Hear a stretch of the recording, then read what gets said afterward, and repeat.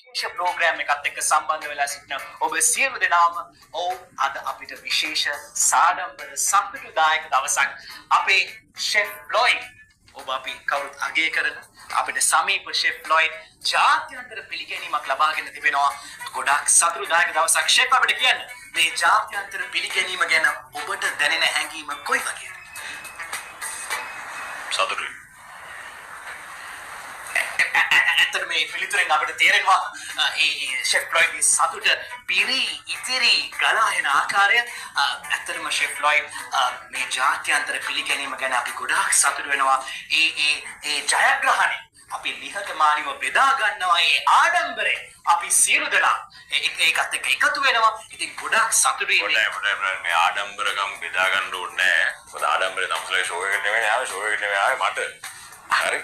ඒ දවස් ආඩම්බරකම් බෙදා ගන්න ඕනේ නැහැ. ඒක තනිකර ඒ ක්‍රෙඩිට් එක ගන්න ඕනේ මට. නෑ නිකන් බොරුවට හැමදේටම ක්‍රෙඩිට් ගන්න හදන්න එපා. කොම්බල් ටීවී ප්‍රසන්ටර්ස්ලා වගේ ඔක්කොම එකයි. ඔක්කොම බොරු. රයිට්. හරි ෂෙෆ් පිළිගැනීම ඔක්කොම ලැබුණේ ෂෙෆ්ට. අපිට මුකුත් ලැබුණේ නැහැ. හැබැයි ඇත්තටම ගොඩක් සතුටුයි ෂෙෆ්ට ජයග්‍රහණය පිළිගැනීම ලැබිච්ච ගැන. ඒත් එක්කම අපි මතක් කිරීමක් කරන්න ඕනේ තවත් ශ්‍රී ලාංකිකයෙක් මේ ෆීල්ඩ් එකේම ඉන්න තව ශ්‍රී ලාංකිකයෙක් ලොකු ජයග්‍රහණයක් අත්පත් කරගෙන තිබෙනවා. ඒ කියන්නේ ගොඩක් තරුණ හැඩි දැඩි කොල්ලෙක් ෂෙෆ් කෙනෙක් කලිනරි ෆීල්ඩ් එක දෙවනක් කරපු වෙනස් කරපු කෙනෙක්. වයිල්ඩ් කුක්බුක් සබ්ස්ක්‍රයිබර්ස් මිලියන 10ක් YouTube එකේ අත්පත් කරගෙන තිබෙනවා. ඇත්තටම ෆීල්ඩ් එකේ ලොකු වෙනසක් කරපු කෙනෙක් නේද ෂෙෆ්? ෆීල්ඩ් එකේ නෙමෙයි මම හිතන්නේ. YouTube එකේ තමයි. ෆීල්ඩ් එකේ ලොකු වෙනසක් කරලා නැහැ. YouTube එකේ මම හිතන්නේ නම් පොඩි වෙනසක් කරලා තියෙනවා. මිලියන 10ක සබ්ස්ක්‍රයිබර් බේස් එකක් කියන්නේ ලොකු ජයග්‍රහණයක් නේද?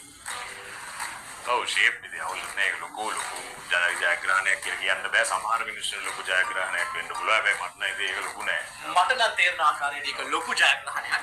මොකද ඇත්තටම දැන් එයාගේම රෙස්ටෝරන්ට් එකත් ඇట్లా තියෙනවා. ඒක සෑහෙන සක්සස්ෆුල් ගොඩක් ජනප්‍රියයි. ෂෙෆ් ලොයිඩ් රෙස්ටෝරන්ට් ෆීල්ඩ් එක පැත්තට ගියා මට මතක මොරණ පරම අපිට කිව්වා මේක ගේන්න බෑ කියලා. හරි අපි ඒකන අපි right දැන් කොහොමද get this out of the bag ඉඳන් මම කියන්නම් අපේ රෙස්ටෝරන්ට් එක මගේ තිබ්බ ෂෙෆ් ලොයිඩ්ගේ පාන් කඩේ කිව්වේ ෂෙෆ් ලොයිඩ්ගේ පාක ඒක වහන්න උනා පොඩි ප්‍රශ්න වගේක් ඇවිල්ලා පොඩි සීල් වගේ තිබ්බ ඒකට කවන්නේ. හැබැයි ඒක අපි සැලෙන්නේ නැහැ. අපි ෂෙෆ් ලොයිඩ්ගේ පාක ඉක්මනට අපි යාලි නැගිටිනවා. පාක එක උස්සනවා. ඒකනේ කිස උස්සනවා. මේ කවුරු සල්ලි ගන්න කල්ලගෙන මම කොහොම හරි ආපහු එනවා. ඔයගොල්ලෝ එන්න පොඩ්ඩක්